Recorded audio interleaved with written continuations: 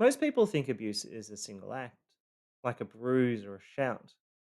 It's often described in visible forms like physical violence or coercive control, but this is only part of the picture. To truly understand family violence, we need to look deeper, not just at what's done, but how it works, why it affects us, and what it does to our sense of self. Real family violence isn't defined by one off explosions, it's a pattern, a system, a psychological chain designed to destabilize you. Not always through force, but through a slow erosion. It chips away at who you are until you stop trusting your memory, your voice, or even your worth. That's why healing from family violence isn't just about walking away, it's about learning how the abuse worked and then unlearning everything it did to your nervous system, your worldview, and your identity. And for that, you need a couple of things. One, you need a way to unpack the anatomy of abuse. And two, you need a recovery plan in stages needed to heal from it. And that's the foundation of Stand Again. Let's first start with TTI. It's the anatomy of abuse. At its core, abuse is a psychological chain reaction. It starts with a tactic that activates a trigger and produces an impact. That's TTI.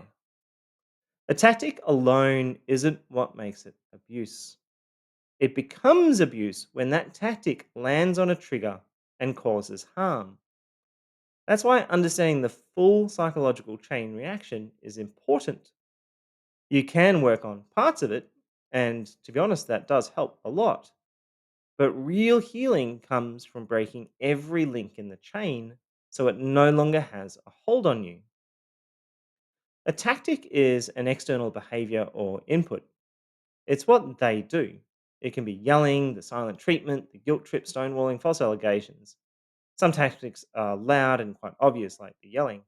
Others are quiet, like withdrawing affection. Not all tactics operate in the same way. Some strike hard and fast, others repeat, and some train you without you even realizing it, and others can arrive in these carefully sequenced clusters. That's why when you move through the blueprint resource, which is what we use to lay out all the tactics you see in family violence against men, it's worth understanding how these tactics can show up so that you can avoid being overwhelmed by them. There are five distinct pattern types you see with tactics. First is these once off incidents, the sudden harm that violates trust. Second is conditioning, which is a slow erosion over time to wear down your resistance. Third is reactive training. It's where you're emotionally trained to react in certain ways. Think Pavlov's dog. Fourth is a stacked combination attack. These are multiple tactics in a predictable sequence. Darvo is probably the most famous example of this. And then lastly, there's switched attack patterns, which is a rapid pivoting of tactics until one lands, or as just a way to overwhelm the target. Triggers are the internal vulnerability. This is where the tactic lands, and it can be really deeply personal. It's the reason why tactics work. Not because you're weak, but because you're human. Triggers can come from a number of places. They can come from emotional wounds like unresolved childhood trauma, a fear of rejection or shame. They can come from conditioned behaviors like fawning or caretaking or silence to avoid conflict. They can come from cultural or societal narratives like real men don't complain or a good father sacrifices everything. And they can come from false beliefs and internal identity wounds like I'm only lovable when I serve, or if I push back, I'm failing as a man. Impact is the outcome. This is what the abuser achieves and what you're left holding. Sometimes it's immediate, you might back down. Other times it builds up over months or years.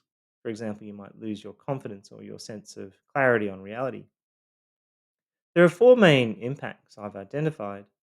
One is direct compliance, where you just change your behavior to avoid a reaction. Then there's emotional compliance, where you shape yourself to meet their moods. You self silence, you appease, you apologize. Then there's psychological destabilization, where you start to doubt your memory, your instincts, and even your sanity. And lastly, there's supply, where your actions feed their control, their superiority, or a distorted narrative. Most abuse delivers more than one of these at a time, and the longer it goes on, the more you internalize it. You don't just experience abuse, you start to live by the rules it taught you. This is why it requires 4 stages of healing, because you can't fix this all at once. You can't just snap your fingers and be healed. Healing takes stages, not because you're slow, but because the abuse was deep. You're not just healing from what was done to you, you're unlearning the things that made the abuse work in you. And each stage in Stand Again is designed to interrupt one part of the TTI cycle. Stage 1, Educate, helps you to see the tactic. Stage 2 in Survive will blunt the trigger. Stage 3 in Recovery will heal the trigger and repair the impact. And finally, in stage 4, we set aside TTI and we start to live beyond the abuse. This work isn't easy, but it is possible. And if this resonated with you, please visit standagain.com.au to explore the journey and find out what you need when you're ready. And remember, no matter how many times you've been knocked down, you can stand again.